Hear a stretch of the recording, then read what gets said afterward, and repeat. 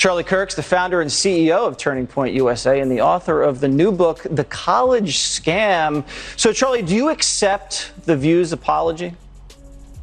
I mean, regardless of whether or not I accept it, the question is, do our students accept it? That's really what's at heart here. They went after our 5,000 students at our event there of high school and college kids. And look, I get attacked all the time. People say false things. I'm a public figure. But when you go after 16 and 17-year-olds that travel from across the country that then have to live for the rest of their life with a shadow over them because someone at ABC says that they might be linked to neo. Sunny Hostin was just seconds away from completely falling apart on live television. What was meant to be a simple discussion spiraled into a digital ambush, and she never saw it coming. Charlie Kirk didn't even have to step onto the set to shake her world. From another location, he launched a verbal grenade that exploded across the View studio. It all began with a small remark. One light jab, then another. But Sunny pushed too far, and the backlash hit like a tidal wave. She insulted everyday Americans, and social media erupted in fury. With absolute confidence, Sunny targeted white women who voted for Trump. She called them uneducated, and that one word ignited a firestorm that couldn't be contained. Charlie didn't waste a second. He saw his moment and struck with precision. This wasn't just a clapback. It was a total takedown broadcast live for millions to see. As Sunny struggled to keep her composure, Charlie unleashed a flurry of facts from his platform. Even the audience froze in disbelief. Look, what did it take for us to get to the point of an apology? We had to threaten a lawsuit, Jesse. And by the way, we're still entertaining it. We're talking to some of the best lawyers out there that are experts in this. And as you know, these things can be very complicated. There's a lot of facts and circumstances around it. But we're not going to let this go because you should not be able to smear 5,000 high school and college kids and then just be able to walk away with it. And the reason they felt they needed to do that, Jesse, is because if they told their audience the truth, that when gas is the most expensive it's been, flights are super expensive, that 5,000 kids decided to spend a weekend in summer traveling across the country to go hear from conservative speakers, maybe the audience of The View would think twice about all of their ideas. That's why they felt so compelled to try to smear our wonderful summit. And he didn't even need to raise his voice. Sunny's smug tone set off a firestorm in the hearts of viewers who've worked hard without ever stepping foot on a college campus. Charlie saw that flame and turned it into an all-out inferno. Just because someone didn't go to college doesn't mean they're stupid, Charlie declared, and millions of people stood behind him. His words slammed into the conversation like a wrecking ball. He painted Sunny as the poster child for elitism, the kind that sneers at real Americans from the comfort of a studio chair. Suddenly, she wasn't steering the conversation anymore. She was spiraling out. Her calm cracked wide open. She dropped her notes, glanced nervously at the camera, and forced a trembling smile that made it painfully clear. She was unraveling. But Charlie didn't let up. His reply was crisp, fierce, and built for the internet age. With sleek music, bold graphics, and pinpoint editing, it landed like a knockout punch. This wasn't just an argument. It was a live-streamed takedown in crystal-clear HD, and Sunny had nowhere to run. Even her co-hosts sat frozen in shock. No one jumped in. No one came to her rescue. The entire studio watched her unravel, moment by moment. In no time, Charlie's video exploded online. The comments flooded in. Memes started flying. People everywhere were shouting it. Sunny just got wrecked. This Turning Point conference, the were in the front of out there in front of the conference with anti-Semitic slurs, and I think it's important that every single person that attended that Turning Point, every Republican speak up against the swastikas, against the flags that were waved. You let them in. President, open your You let them in and you knew what they were. Right. So you are... Viewers weren't just watching. They were dissecting every moment. Every blink, every pause, every shaky laugh was magnified in real time. This wasn't just a debate loss. It was a textbook example of how to collapse on live TV. Reaction channels jumped in instantly, turning her meltdown into viral content. TikToks exploded within the hour, showing her frozen face over clown horns and flashing captions screaming total humiliation. Charlie Kirk didn't even need to sit across from her to own the room. His words struck deeper than any in-person clash could have. He didn't just argue. He ripped apart the pedestal she proudly stood on. Sunny's polished act began to crumble. Her eyes were scanning the studio, her hands trembled, and her voice cracked just enough to let the panic shine through. Meanwhile, Charlie looked completely unbothered, calm, composed, and in full control. Behind his mic, he wore the grin of someone who knew exactly what was happening. This wasn't a conversation. It was a televised demolition. Sunny's panic was visible to everyone. Her years of crafted image, TV confidence, and practiced delivery were unraveling, and America was witnessing every second. This wasn't some explosive tantrum. It was worse. It was quiet, creeping, and painfully raw. A breakdown in slow motion, with no commercial break to hide behind. She glanced at her co-hosts, silently pleading for help. But no one moved. The silence was deafening, and not even Joy Behar could find words to fill the void. Charlie didn't simply fire back. He exposed everything Sunny had built her brand around. Her tone, her message, her identity, all of it was under siege. As she stumbled, Charlie's takedown video raced across every platform. It didn't just spread, it dominated. Conservative media plastered it across their front pages within minutes. Right-wing blogs wasted no time.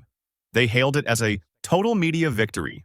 And the final point I'll say is this, is Sunny, you guys thought that abortion was going to be this like quasi-zealot religious issue? I'm pro-life. If people in the audience aren't, that's fine. What I'm saying though, what gives me promise, and I think we can all agree on this, is that there are other issues that should animate and drive our politics other than this very divisive one.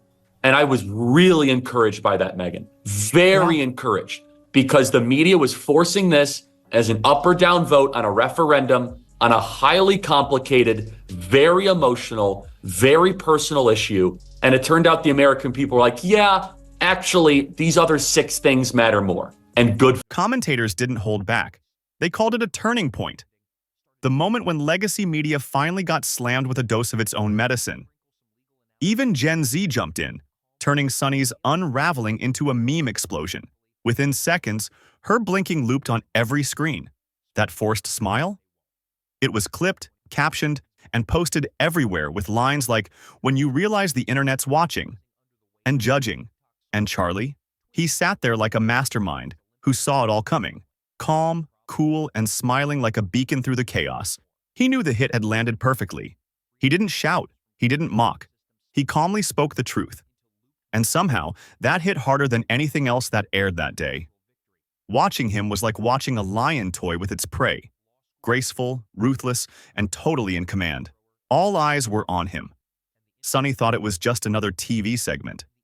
But she walked headfirst into a digital trap. And by the time she figured it out, it was far too late. Her apology came out shaky and weak. "My bad. I'm sorry," she mumbled. But it fell flat. The internet doesn't forgive, and it definitely doesn't forget. Even her apology got roasted. Sad piano music, fuzzy edits, and captions like, "Too late, Sunny," flooded TikTok and Instagram by the hour.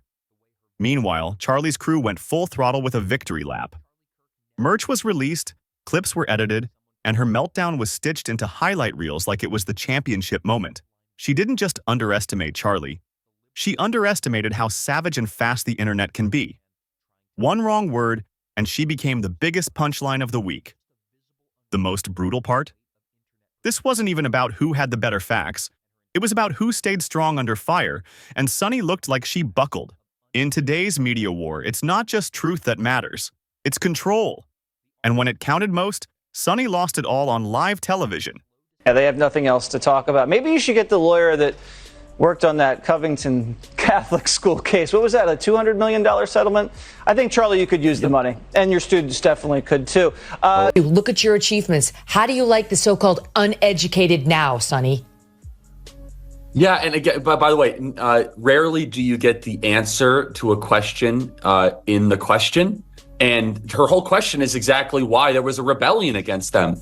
Yes. Listen, just because you didn't go to college doesn't mean you're stupid, and it doesn't mean that you don't have wisdom.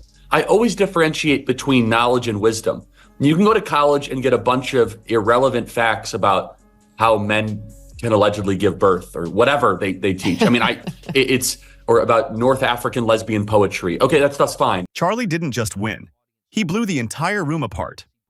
His digital strike was so sharp, so explosive, that Sunny was left spinning, barely holding onto a smile as her entire facade began to crack. The audience didn't need any scorecards. They saw everything in her face. The shaky voice, the hesitation, the flicker of fear. It all shouted louder than any panel debate ever could. Behind the scenes, it was chaos. Producers whispered frantically, executives paced with wide eyes, and PR teams rushed to draft statements before the cameras even cut to commercial. But the damage was already done. The truth had exploded across the internet. Sunny Hostin wasn't just questioned. She was completely exposed in one of the most brutal, calm takedowns television had ever aired. And still, the internet was just getting started. Reaction videos chopped her meltdown into viral segments. A blink, a meme, a pause, a trending soundbite. Viewers were examining every flicker of discomfort, frame by frame, turning each awkward moment into a new piece of content. The clips were endless and unstoppable. The View's official channels went radio silent. No tweets, no videos, nothing. They knew that one wrong move would send the online firestorm straight into overdrive. Meanwhile, Turning Point USA supporters flooded timelines with celebration. They called it a win for truth, a slam on media bias, and a knockout against elite arrogance. Charlie didn't need to say another word. The footage did all the talking. It was everywhere, looping across feeds as the undeniable proof that something had shifted. Sunny tried to recover, but the momentum was gone. Her voice fell flat, her words rang hollow, and the confidence that once owned the stage had clearly cracked. Every movement told the real story. Her shoulders slumped, her delivery softened, and the fierce energy that once lit up her segments had vanished. The polished host the audience once knew had disappeared. What remained was someone shaken, struggling to regain ground. And no quick cut to commercial could hide that collapse. Charlie hadn't come to play by the View's rules. He brought the unfiltered, ruthless force of the internet with him. And Sunny? She never stood a chance. Now we begin with a shocking apology just a short time ago from the ladies of The View to Turning Point USA. A war of words broke out after the conservative group was rallying the next generation of voters at its youth summit in Tampa, Florida this weekend. And the liberal panel just couldn't help themselves. The group sent a scathing cease and desist letter after hosts on The View suggested that Turning Point had embraced neo-Nazis who showed up outside the event. Her apology, though calm and polished, landed with a thud. It felt less like heartfelt remorse and more like a routine PR cleanup. And in the digital world, that kind of response only adds fuel to the fire. It came off cold, robotic, and even worse than saying nothing at all. The internet pounced immediately. Her tone got dragged, her delivery mocked, and her carefully chosen words were torn to shreds by users stunned at how far she'd fallen from her flawless TV persona. She had walked straight into a digital hurricane without armor, and now she was trying to sweep up the wreckage with a shaky smile and an apology that felt paper-thin. Charlie's supporters weren't backing off. Her social media was flooded with reminders that she'd been humbled on live TV. Old clips resurfaced, hashtags trended, and the takedown was kept alive and roaring. Back on set, something had changed. It wasn't just Sunny who looked rocked. The entire studio felt like it had been hit by a media earthquake. The energy was gone. The walls still echoed with aftershocks. Crew members sat in silence, watching the replay over and over, like it was a scene from a disaster movie. No one said it aloud, but they all knew. This wasn't just a bad segment. It was a moment that would never be erased. Sunny stayed at the table, barely blinking. She tried to look unbothered, but her body was stiff, her smile forced, and her eyes completely detached. She nodded through the next topic, but the fire in her voice had vanished. And Charlie? He was just getting started. His team released follow-up content with razor-sharp timing. More videos, more commentary, and more reminders that Sunny wasn't getting back up anytime soon. Turning Point USA fans treated him like a conquering hero. They reposted every frame, added reactions, made memes, and turned the moment into a digital avalanche that couldn't be stopped. Even TV insiders, usually quiet, couldn't help but weigh in. This is when the View finally got exposed, some said. Others echoed, Sunny wasn't prepared for real, unfiltered pushback. The ripple effects stretched far beyond that one segment. Viewers started questioning everything: the show's tone, its authority, and whether it could survive in an age where no moment ever disappears. This wasn't just a misstep. It was a collapse. One word, one clip, one perfectly timed comeback. And the shiny illusion of elite television cracked wide open for the whole world to see. Monday, we talked about the fact that there were openly demonstrators outside the Florida Student Action Summit of the Turning Point USA group. We want to make clear that these demonstrators were gathered outside the event and that they were not invited or endorsed by Turning Point USA. A Turning Point USA spokesman said the group, quote, 100% condemns those ideologies, and said Turning Point USA security tried to remove the neo-Nazis from the area but could not because they were on public property. Also, Turning Point USA wanted us to clarify that this was a Turning Point USA summit and not a Republican Party event.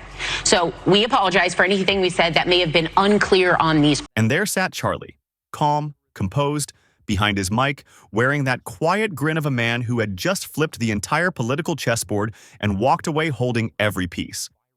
He didn't need to yell. He didn't rage. He attacked with precision, confidence, and flair. And that's exactly what transforms a reply into a movement in today's digital age. Sunny, despite all her experience and sharpness, made a critical mistake. She talked down to an audience that's tired of being talked down to. And the reaction? Swift, brutal, unforgiving. She never saw it coming. She didn't realize how quickly the tide turns, how fast a clip can explode, or how merciless the internet becomes the moment it senses weakness. Her collapse wasn't explosive. It was slow, excruciating, and broadcast in brutal HD for the world to pause, dissect, and replay. She didn't storm off.